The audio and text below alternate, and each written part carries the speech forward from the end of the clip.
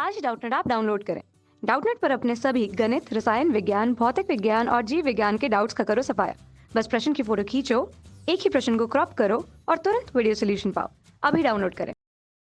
इस क्वेश्चन में हमें दिया है कि निम्नलिखित चित्र में एक साइकिल सवार का समय दूरी ts ग्राफ प्रदर्शित है। ग्राफ से गणना कीजिए। हमें क्या गणना करना है कि साइकिल सवार का महत्तम वेग और दूसरा संपूर्ण यात्रा में साइकिल सवार का औसत चाल निकालना है। तो यहाँ से पहला हमें क्या निकालना है कि महत्तम वेग निकालना है। पहला महत्तम वेग हमें निकालना है। तो यहाँ से हम देखेंगे कि वेग क्या होता है, उसका अगर फार्मूला देखेंगे तो वेग हमारा हमें पता है, वेग होता है दूरी परिवर्तन की दर। वेग क्या होता है हमारा? दूरी परिवर्तन की दर। अब दूरी कैसे परिवर्तित हो रही है? अगर दूरी परिवर्तित होगी तभी हमारा वेग आएगा। अब यहाँ से हम देखें, अगर इस ग्राफ को हम रीड करें तो यहाँ से देखेंगे x बराबर 0 पे हमारा जो दूरी था क्या था उस समय, t बराबर 0 पे, ये हमारा समय अच्छा है तो समय t बराबर 0 पे जो हमारा दूरी था अभी 0 था। अब जैसे समय 1 सेकेंड हुआ, दूरी हमारा क्या हो गया? समय 1 घंटा हुआ, दूरी हमारा हो गया 10 किलोमीटर में, 10 किलोमीटर में। फिर जैसे समय 2 घंटा हुआ, दूरी हमारा क्या हुआ? 20 किलोमीटर हो गया। फिर 2 से 3 में देखेंगे हमारा क्या रहा? दूरी नहीं बढ़ा, दूरी हमारा क्या रहा? 2 से 30 में नियत रहा, मतलब 20 किलोमीटर रहा। अगले 2 से 3 घंटे में, मतलब 1 घंटे में दूरी क्या रहा? हमारा नियत रहा। तो इस समय अगर हम देखेंगे दूरी नियत रहा तो यहाँ पर हमारा वेग क्या हो जाएगा? 0 हो जाएगा। क्योंकि जो वेग होता है दूरी परिवर्तन की दर, अगर दूरी नहीं परिवर्तित हुआ तो हमारा वेग क्या हो जाएगा? शून्य हो जाएगा। तो यहाँ से हम देखेंगे 0 से 2 घंटे में हमारा जो दूरी कितना चला वस्तु हमारा? 0 से 20 किलोमीटर चला।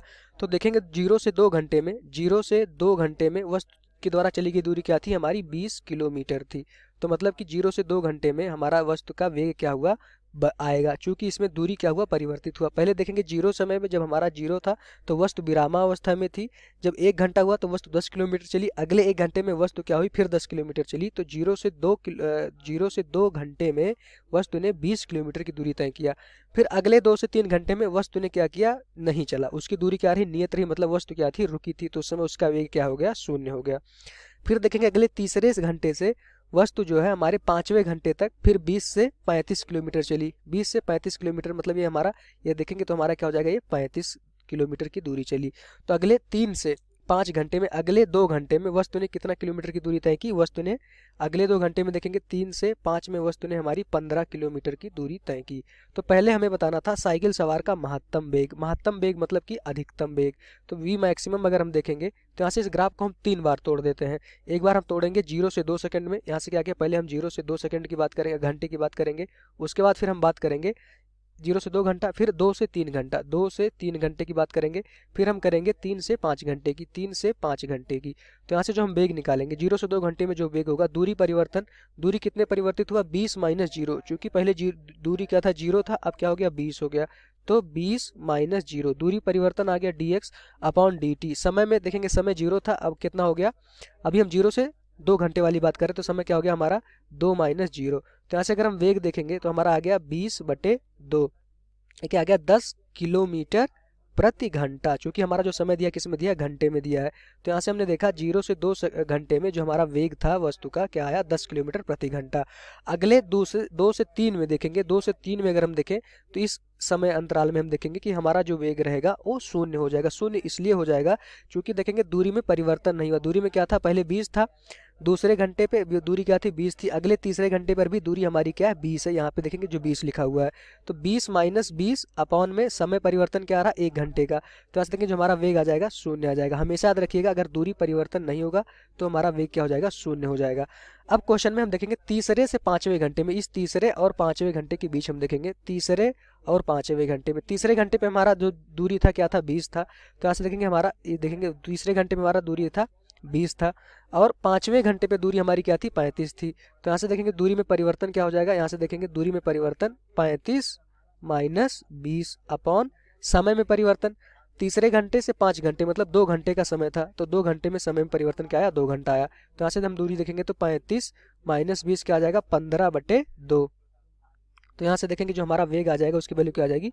7.5 किलोमीटर प्रति घंटा। हमसे क्वेश्चन में क्या पूछा गया था कि महत्तम वेग बताइए। महत्तम मतलब अधिकतम वेग बताइए। तो अधिकतम वेग वस्तु का क्या हो जाएगा हमारा?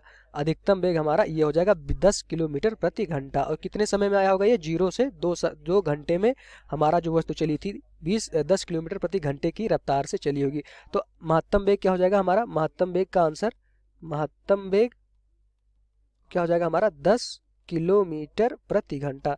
तो अगर ग्राफ वाले क्वेश्चन है तो इसी तरह से आपको डील करना है कि उसको 3 पार्टों में ग्राफ को तोड़ लेना, छोटे छोटे पार्टों में, उसको एक एक करके एनालिसिस करनी है। तो यहाँ से हमने क्या किया, हम इस ग्राफ को 0 से 2 घंटे में, फिर 2 से 3 घंटे में, फिर 3 से 5 घंटे में मैंने इसको तोड़ लिया। तो यहाँ से देखेंगे ये 0 से 2 घंटा, फिर 2 से 3 घंटा, फिर 3 से 5 घंटे में मैंने तोड़ा।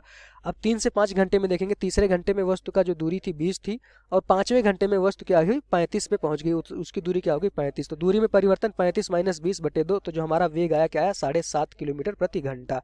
तो हमसे महत्तम वेग पूछा गया था, अधिकतम वेग। तो अधिकतम वेग हमारा क्या है 10 किलोमीटर प्रति घंटा, और ये क्या है 7.5 किलोमीटर प्रति घंटा। तो दोनों में से कौन ज्यादा है, 10 किलोमीटर प्रति घंटा वाला ये ज्यादा है। और ये समय किस में आया था, 0 से 2 घंटे के बीच में जो हमारा वस्तु चली थी उसका वेग क्या था 10 किलोमीटर प्रति घंटा। यही हमारा इस ग्राफ का महत्तम वेग हो जाएगा। मतलब कि इसका अगर हम मतलब समझें तो यहाँ से 0 से 2 किलोमीटर में वस्तु का वेग क्या था, ज्यादा था, वो जल्दी पहुंच गई थी यहाँ पे। उसके बाद फिर तीसरे से 5वें घंटे में उसका वेग क्या था, कम था, वो धीरे धीरे चल रही थी। यही इसका मतलब हुआ। अब दूसरे पार्ट में हमसे इस क्वेश्चन में पूछा गया था कि संपूर्ण यात्रा में साइकिल सवार का औसत चाल। अब औसत चाल का जो फार्मूला होता है वो क्या होता है, कुल दूरी अपॉन कुल समय। क्या होता है हमारा इसका फार्मूला, इसका जो फार्मूला होता है वो होता है कुल दूरी अपॉन बटे में कुल समय। तो यहाँ से देखें कुल समय। अब कुल दूरी कितना तय किया, अब हम यहाँ से तो आसान है कुल दूरी बताना, क्योंकि हमारा जो ग्राफ दिया है वो दूरी और समय में दिया है। ये कुल दूरी 0 से हमारा ग्राफ क्या हुआ 40 किलोमीटर दूरी, 0 से क्या हुआ 35 किलोमीटर तक, समय 5 सेकंड में और 5 घंटे में वस्तु ने 35 किलोमीटर की दूरी तय की। यहाँ से देखेंगे ग्राफ हमारा यहीं खत्म हो जाता। तो 35 किलोमीटर कुल दूरी चला।